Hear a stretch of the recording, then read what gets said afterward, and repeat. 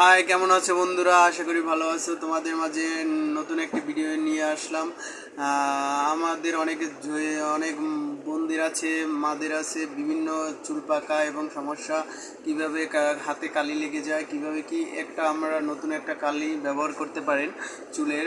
Shampoo colour elite, এই যে মেয়ে ছেলে উভয় এলিট একটা শ্যাম্পু কালার। এই কালারটা ইউজ করলে আপনার দেখা যাবে যে আপনার হাতে বা ফেইসে ত্বকে কোনো কালার দাগ থাকবে না, সুন্দর মতো ইউজ করতে পারবেন।